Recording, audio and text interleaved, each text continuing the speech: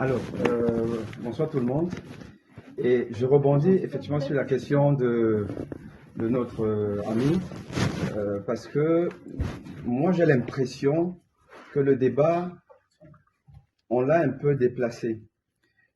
Et moi je vois ici là une jeunesse qui en 2002 n'était même peut-être pas encore née. Pour beaucoup. Oui,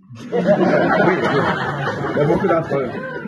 On sait qu'on a tous heurté sur tout sauf Le Pen pour élire ou réélire Chirac. Même chose pour Macron.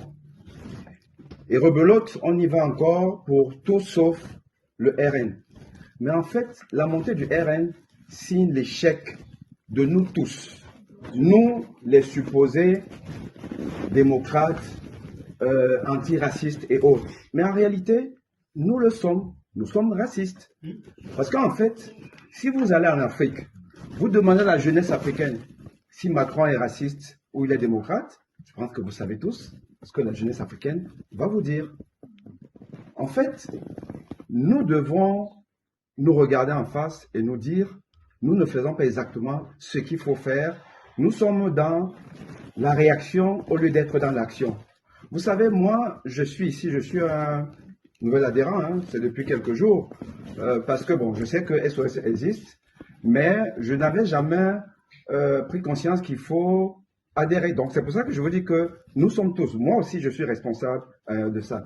Et je viens parce que moi j'étais scandalisé, et vraiment je vais terminer avec ça, j'ai été scandalisé du discours d'un général d'armée française, ancien chef d'état-major, excusez du peuple, de l'armée française, le général Lecointre, qui non seulement a écrit un livre, mais ensuite il passe son temps à écumer les plateaux du Figaro, le Figaro.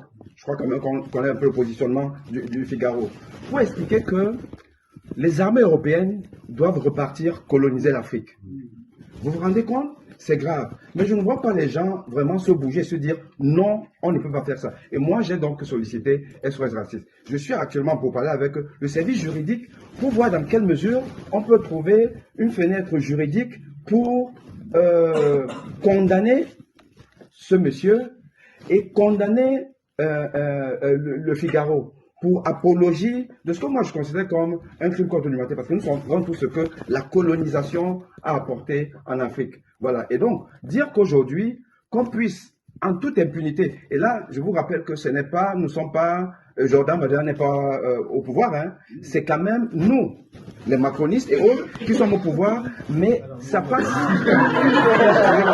ça passe sous silence. Et il n'est pas le seul. Il n'est pas le seul. Vous avez parlé tout à l'heure de Bolloré. Effectivement, si vous écumez CNews, vous voyez des gens qui vont là-bas, qui disent que nous devons repartir au Niger parce que le Niger, il y a l'uranium que nous devons prendre. Et ça passe à l'as. On est dans, vous avez utilisé une expression tout à l'heure, c'est-à-dire que la banalisation d'un discours qui est un discours qui n'est pas différent du discours de Jean-Marie Le Pen. Donc vraiment, là, nous sommes dans l'urgence. Effectivement, il faut qu'on fasse quelque chose. Mais j'aimerais que nous nous projetons vers l'avenir. Parce que sinon, qu'on le veuille ou non, si nous continuons comme ça, là, le RN arrivera au pouvoir et pourrait s'éterniser au pouvoir. Voilà.